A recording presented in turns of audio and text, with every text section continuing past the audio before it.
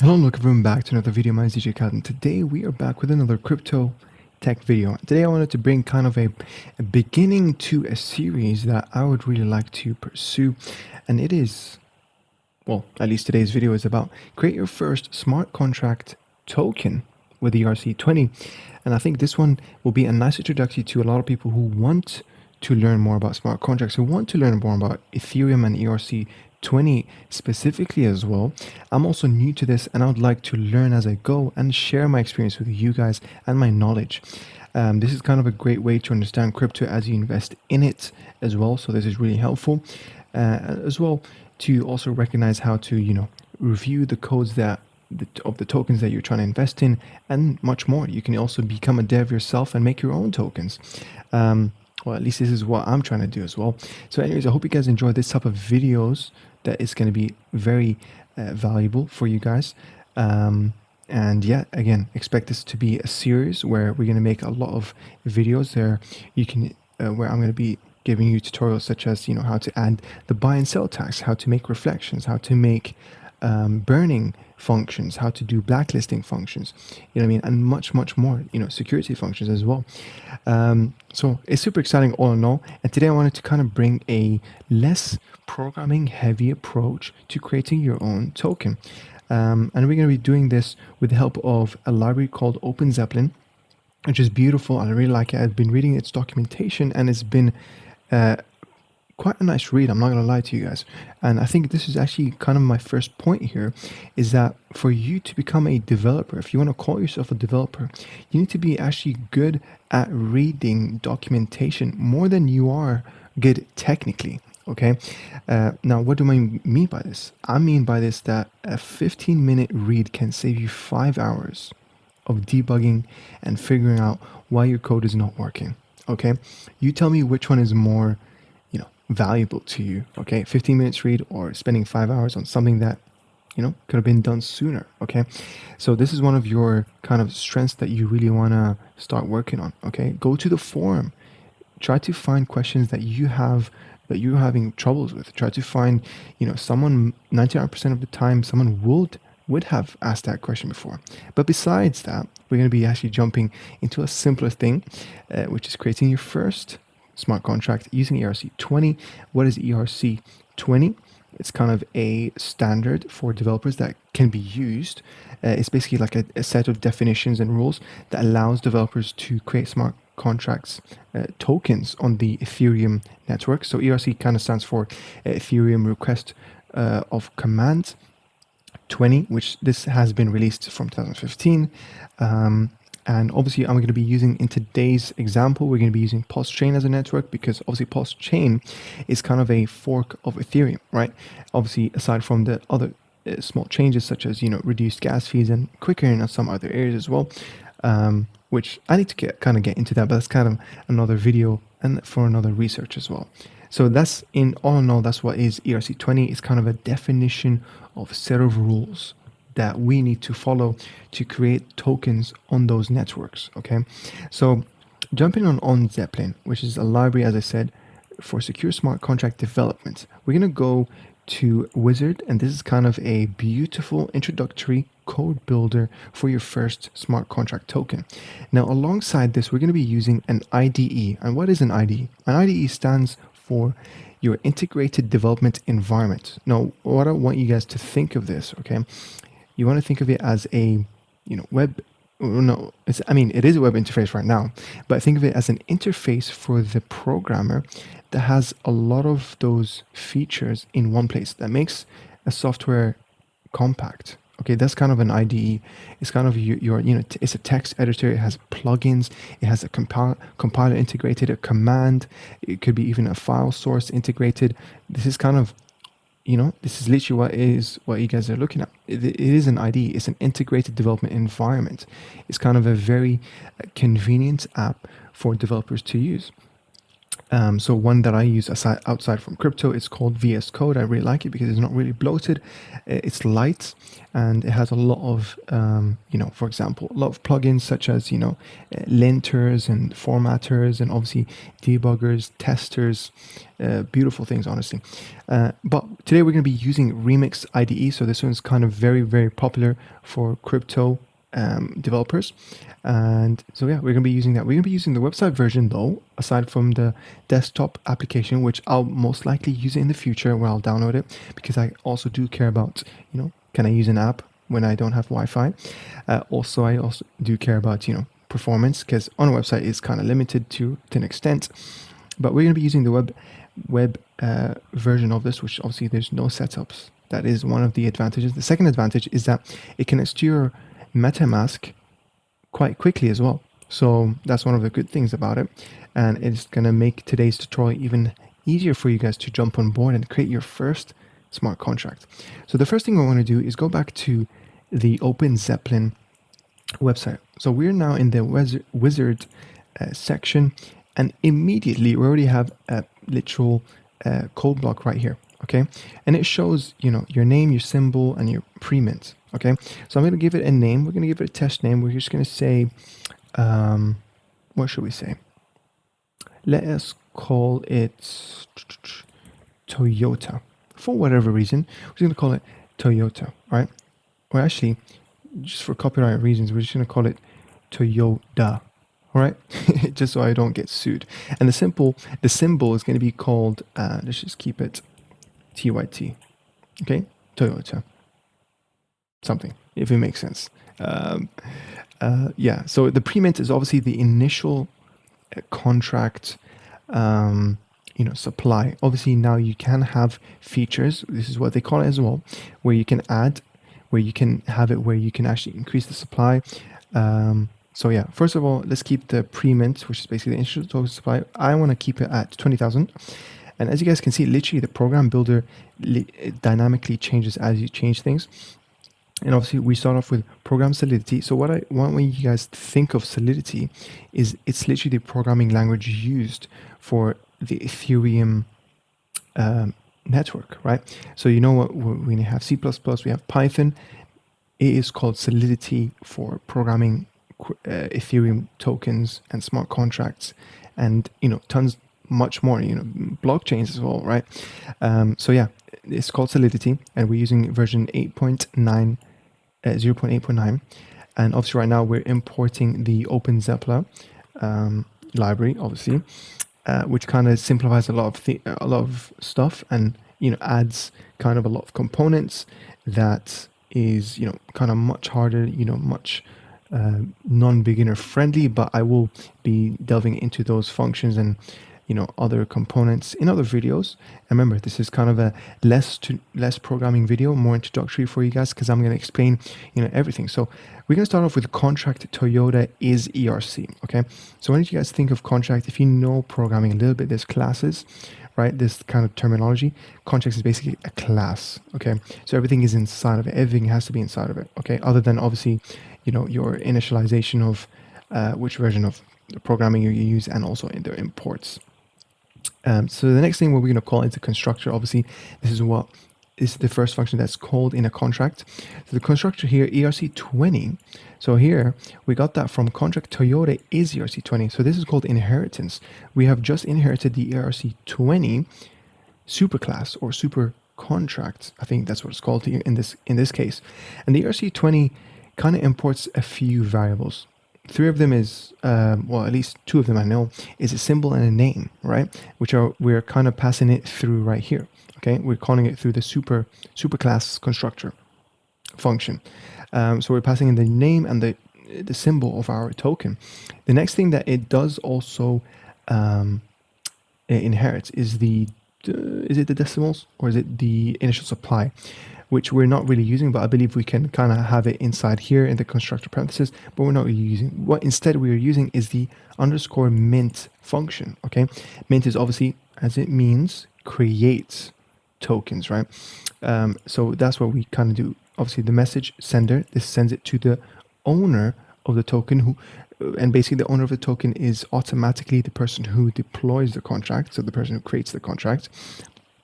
And this is our number, 20,000.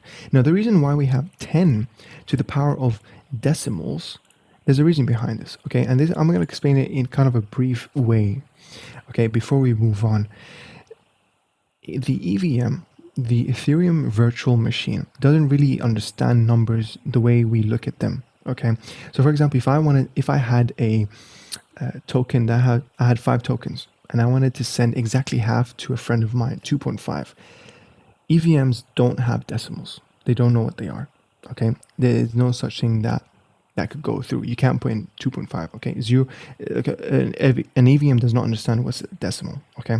So actually by default, EVMs, they take in a currency that's called Wei, and what's it called? The ratio between an Ethereum to a Wei is actually 18 decimals.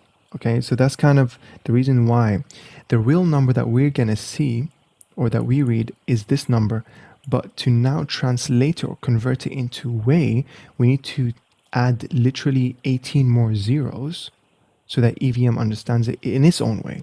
You know what I mean? So this is why it's kind of a default thing that you guys just need to understand.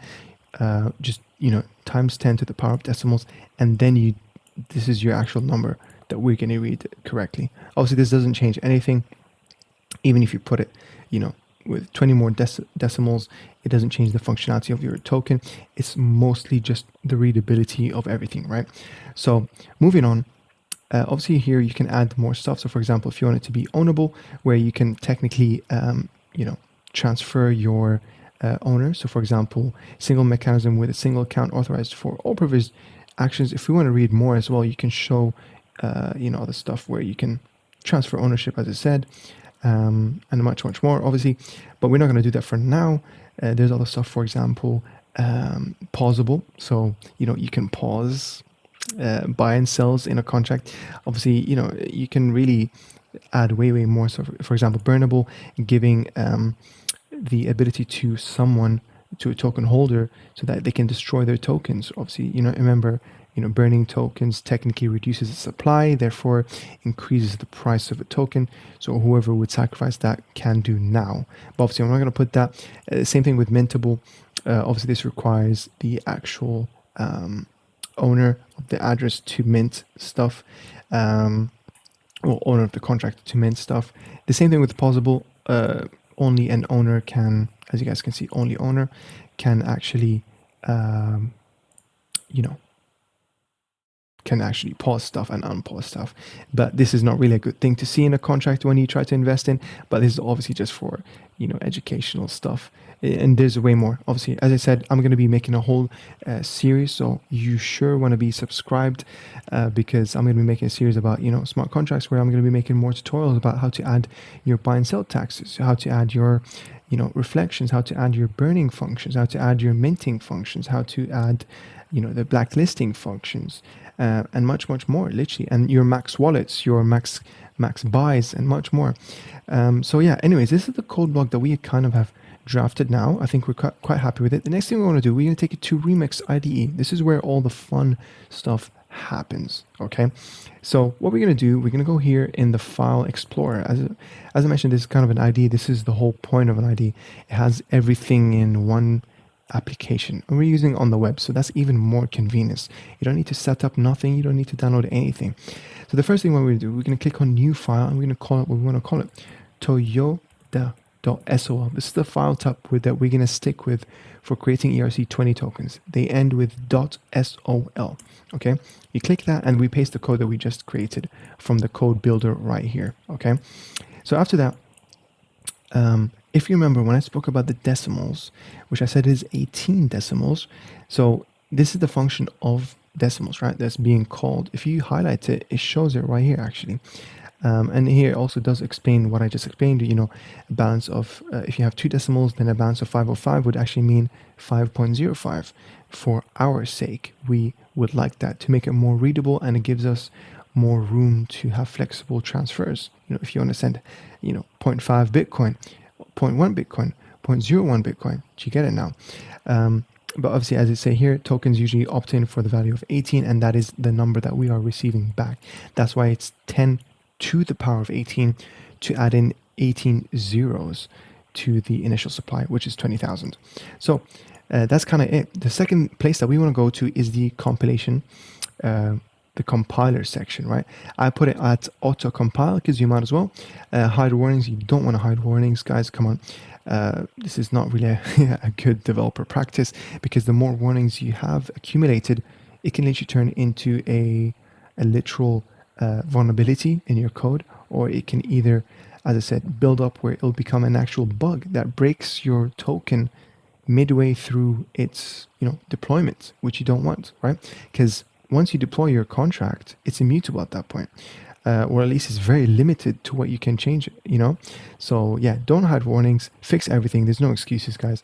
As I said, the first thing you want to do as well is change the compiler to be the version that you have right here. So Pragma Solidity, as you said, the Solidity programming language, we're using version 0.8.9.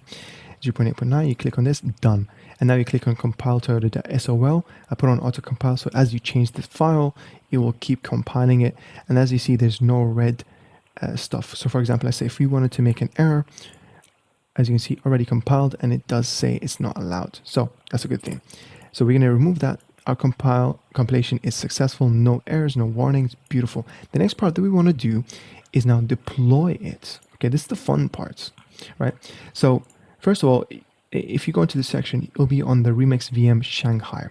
What is that? Is basically a virtual machine, but this is a test net. So this is a test network where you can literally deploy it and test with fake numbers, fake, transactions, everything fake, right? This is really important for, testing, software testing and stuff like that.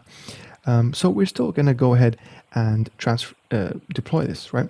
So make sure you click on the correct file and keep the gas limit on the same. The counts, we're happy with that. And again, Remix VM Shanghai, this is the test mainnet, as I said. And you click on deploy.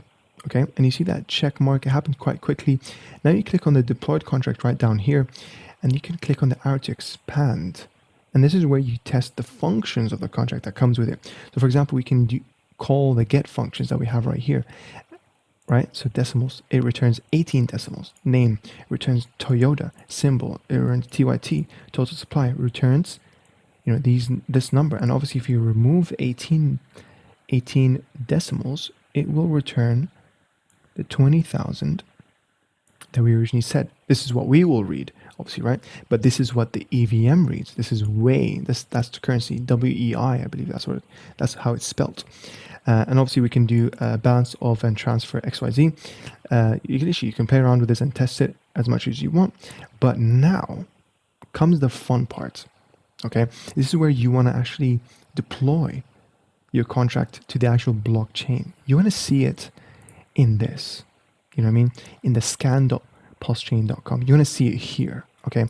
And this is, what is scan.pulsechain.com? If you want to think about it as it's an analysis blockchain interface. It's an API for the PulseChain network. It is the place that has all the history of transactions, literally all from the beginning of time, okay, of PulseChain. This is the blockchain explorer, okay? So this has all of the sheets basically, right? If you now want to, deploy your token to the actual blockchain where it's actually live, as simple as changing your environment to your injected provider MetaMask.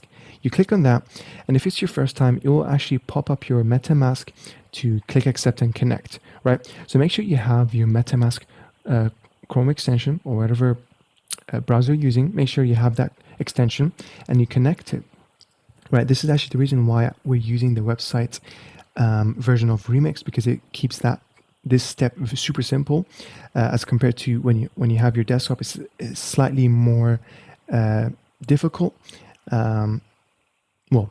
slightly more extra steps basically, but this one is super easy. That's why it's super beginner friendly, and that's the whole point of today's video, right? So you click on inject provider MetaMask, and then you honestly change SOL, make sure it's on Toyota SOL, and then now the account is actually your account, right? Because mine ends with 36BA, as you guys can see right here, 36BA. So now I actually want to deploy it. I'm going to click on deploy, and it's actually going to be a transaction, right? And it's kind of super cheap. This is what I like about PulseChain. I'm not going to lie to you guys. So you click on approve, and now it's actually creating Toyota. So this actually publishing it is creating that block that's going to add it to the blockchain of PulseChain network. And as you can see, we get the check. And now, if you actually want to, open the transaction,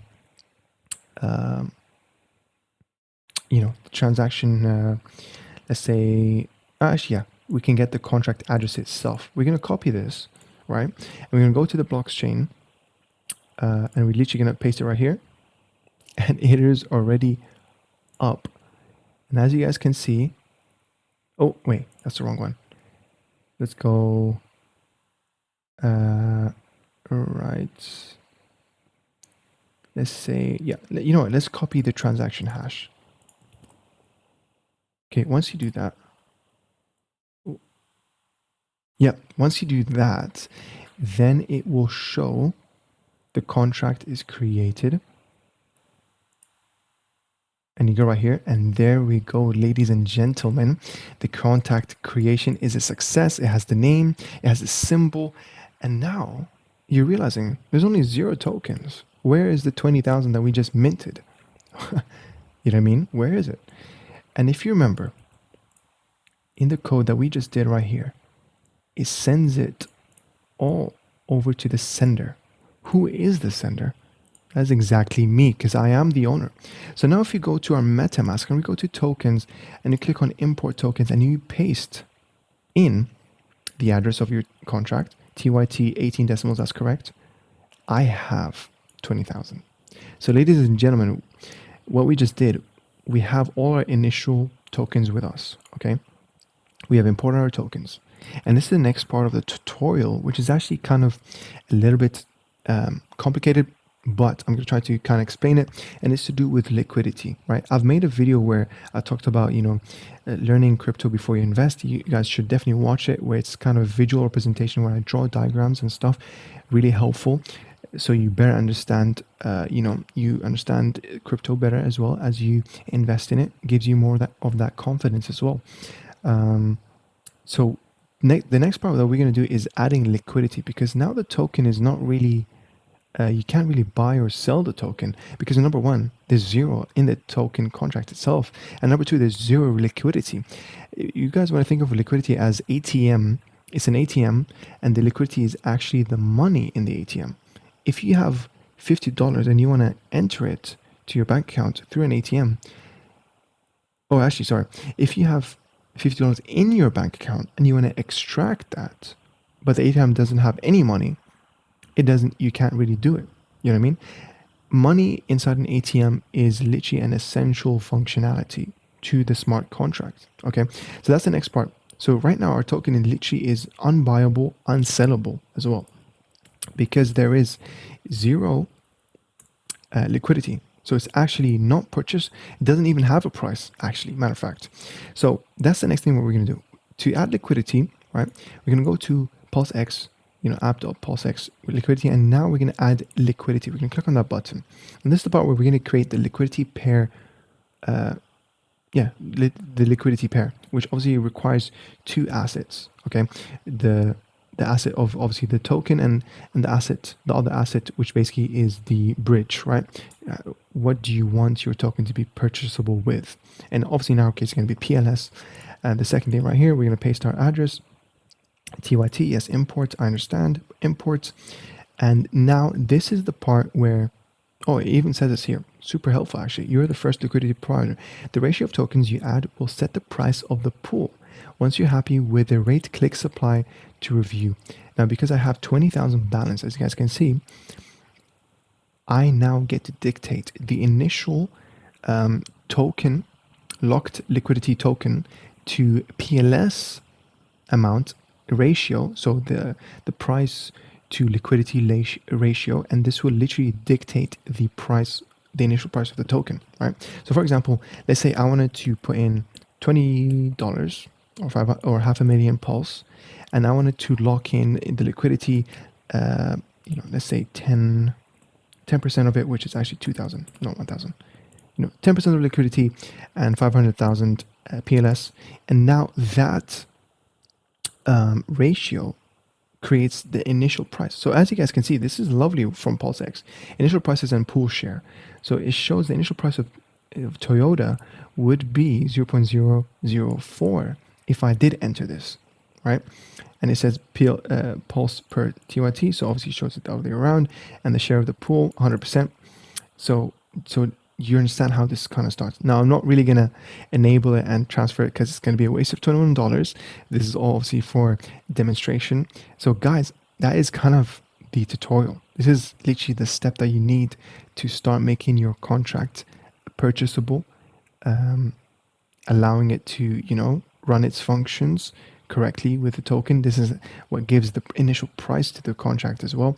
And obviously later on, you know, for example, in a contract, which I could definitely do this in future tutorials. As I said, you want to stay tuned, subscribe to the channel, give the video a like, let me know if you're looking forward for this types of videos.